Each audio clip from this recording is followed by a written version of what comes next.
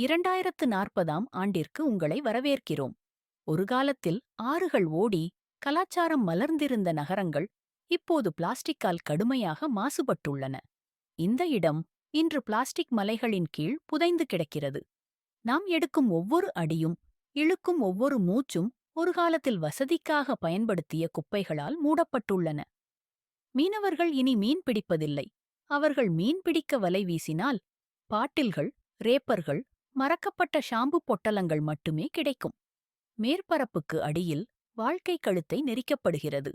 Plastic வளையங்களில் ஆமைகள் சிக்கிக் கொள்கின்றன. டால்பின்கள் வெளியேற ஒரு வழியைத் தேடி மூச்சுத் திணறுகின்றன. மாசுபாடு புகை மட்டுமே என்று நாம் நினைத்தோம்.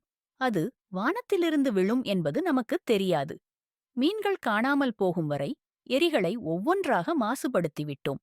மாற்றம் நம்மிடமிருந்துதான் துவங்க வேண்டும். நாம் மறுக்கும் ஒவ்வொரு பாட்டிலிலும், நிராகரிக்கும் ஒவ்வொரு பைகளிலும், எழுப்பும் ஒவ்வொரு குரலிலும் அந்த மாற்றம் உயிர் பெறுகிறது. இப்போது பிளாஸ்டிக்கை கட்டுப்படுத்தவில்லை என்றால் அது என்றும் நம்மை கட்டுப்படுத்திவிடும்.